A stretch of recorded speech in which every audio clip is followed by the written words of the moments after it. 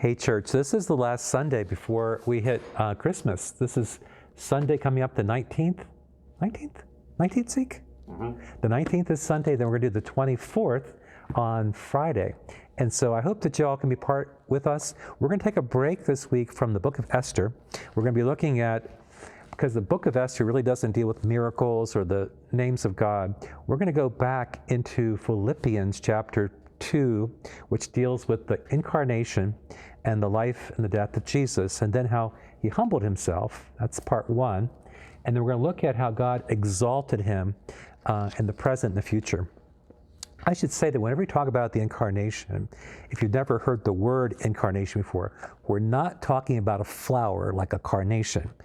You could say, however, that something grows out of the incarnation because if you believe the incarnation of Jesus, all the other miracles make sense. The incarnation refers to the miraculous event of God who's everywhere becoming somewhere, the God who is infinite becoming finite human. The incarnation is the miraculous event of God becoming man. There's a man I'm going to start with this week who you may not be familiar with. His name is Charles Templeton. He was an evangelist, a preacher for Youth for Christ. Actually, he and Billy Graham got their start together. There are many, many talented people in America that were preaching, but it was said of Charles Templeton, he was the most talented preacher of his generation in the 1930s and 40s. Now, Billy Graham has spoken to more people than Charles Templeton, but they said Charles Templeton was more gifted, believe it or not. But he walked away from his faith. He didn't believe anymore. There's a movement happening in America right now. It's called deconstructionism. Many are saying they don't believe. I'm not identifying as a Christian anymore. I don't associate me with Christ. Well, 50 years later, after Charles Templeton walked away from his faith, a guy by the name of Lee Strobel decided that he wanted to hunt him down and do an interview with him. So he went to his home, his penthouse, and he had this interview with him. And so he's building his argument in the book of Case for Faith. He asked Templeton, "What do you think about Christ now?" Charles Templeton, this is what he said 50 years later. He said, Jesus was the best man he ever knew of. Anything good, he had learned from Jesus. Anything pure, he learned from Jesus. Jesus was the best man ever to walk upon the earth. Everything good I learned from Jesus. And then his voice began to crack, and tears welled up in his eyes. And he uttered the words to Lee Strobel. He said, "But I miss him. Concerning Jesus, I miss him." 50 years earlier, he'd said, "I want nothing to do with Jesus." And now he said, "I miss him." You know, I have missed seeing so many people over these past couple of years because of COVID.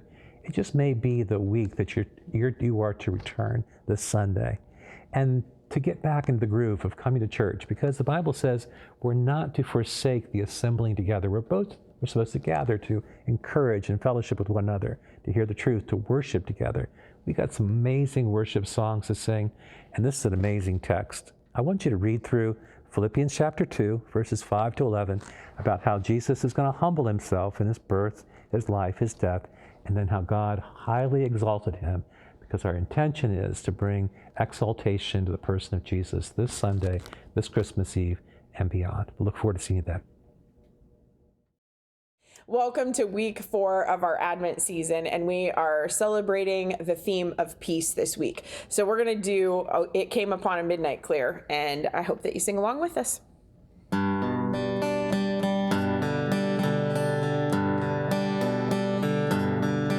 It came upon a midnight clear, that glorious song of old, from angels bending near the earth to touch their harps of gold.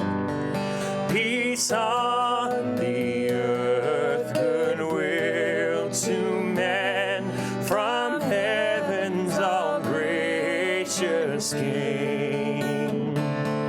The world in silent stillness stillness lay, to hear the angels sing.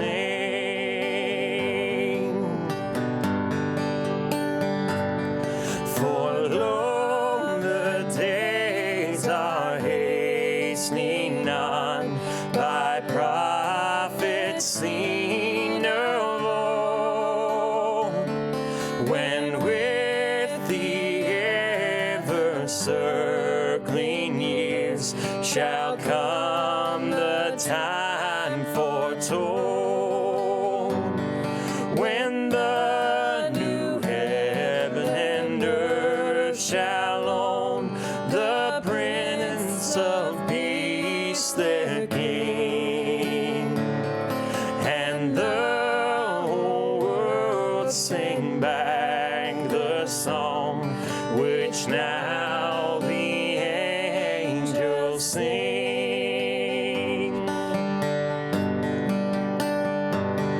It came upon a midnight clear, that glorious song of old, from angels bending near the earth to touch their harps of gold.